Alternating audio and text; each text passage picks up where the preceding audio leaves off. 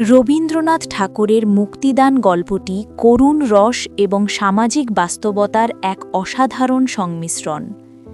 এটি এমন এক গল্প যেখানে আমরা দেখি মানুষের অসহায়ত্ব, ভ্রান্ত অভিমান এবং শেষ পর্যন্ত একটি নিদারুণ সত্যের কাছে করুণ আত্মসমর্পণ। গল্পটি মূলত মানুষের অন্ধ আবেগ এবং তার করুণ পরিণতির এক আলেখ্য। গল্পের মূল চরিত্র বৈদ্যনাথ। বৈদ্যনাথ তার অসুস্থ স্ত্রীকে প্রাণীর চেয়েও বেশি ভালোবাসত, কিন্তু সেই ভালোবাসার সঙ্গে মিশেছিল এক অদ্ভুত অভিমান। সে বিশ্বাস করত কোনো ডাক্তার বা কবিরাজ নয়, একমাত্র তার সেবা এবং নিবিড় সান্নিধ্যই পারে তার স্ত্রীকে যমের দুয়ার থেকে ফিরিয়ে আনতে।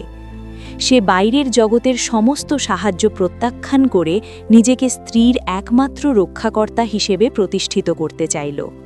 সে তার স্ত্রীর চিকিৎসার জন্য আকুল। তার স্ত্রী নিদারুণ অসুস্থ, কিন্তু সে যুগে পাড়াগায়ে ভালো চিকিৎসার বড় অভাব ছিল।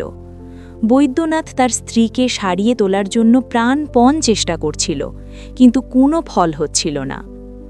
বৈদ্যনাথের স্ত্রী যন্ত্রণায় ছটফট করত, কিন্তু বৈদ্যনাথের ধারণা ছিল এই কষ্ট কেবল বাইরের ওষুধে সারবে না।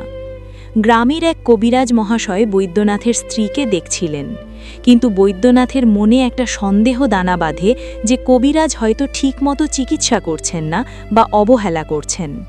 সে বিজ্ঞানসম্মত চিকিৎসার চেয়ে নিজের ইচ্ছাশক্তি আর সেবাকে বড় করে দেখল। এই ভুল ধারণার বশবর্তী হয়ে সে কার্যত তার স্ত্রীকে সুচিকিৎসা থেকে বঞ্চিত করল। রবীন্দ্রনাথ এখানে দেখিয়েছেন, মানুষের ভালোবাসা যখন যুক্তিবোধ হারিয়ে ফেলে তখন তা আশীর্বাদের বদলে অভিশাপ হয়ে দাঁড়ায়। এই অবিশ্বাস আর অস্থিরতা থেকে সে জেদ ধরে বসে যে তার স্ত্রীকে সে নিজেই সারিয়ে তুলবে। সে মনে করেছিল ভালোবাসার জোরে আর নিজের সেবা দিয়ে সে যমরাজকেও খিরিয়ে দেবে।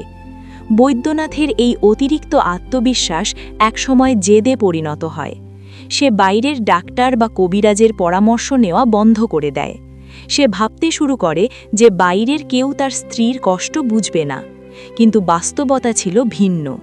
চিকিৎসাশাস্ত্র তো কেবল সেবা নয়, তার জন্য প্রয়োজন সঠিক জ্ঞান। বৈদ্যনাথের এই অন্ধ ভালোবাসা তার স্ত্রীর জন্য কাল হয়ে দাঁড়ালো। গল্পের শেষ দৃশ্যে এক চরম নাটকীয়তা লক্ষ্য করা যায়। বৈদ্যনাথ ভাবছিল তার স্ত্রী সুস্থতার দিকে যাচ্ছে, সে হয়তো একটু শান্তিতে ঘুমাচ্ছে, কিন্তু সেই শান্তি ছিল আসলে মৃত্যুর চিরন্তন স্তব্ধতা। কবির কলমে ফুটে উঠল এক মর্মান্তিক সত্য। যেই রোগীকে বৈদ্যনাথ সুস্থ করে তুলতে চেয়েছিল, তার নিজের ভুল এবং জেদের কারণে সেই রোগী মুক্তি পেল ঠিকই, তবে তার রোগ থেকে নয়, জীবন থেকে। গল্পের শেষটা অত্যন্ত হৃদয়বিদারক। বৈদ্যনাথ বুঝতে পারেনি যে তার স্ত্রী ধীরে ধীরে মৃত্যুর কোলে ঢলে পড়ছে। সে ভেবেছিল তার সেবায় স্ত্রী সুস্থ হচ্ছে।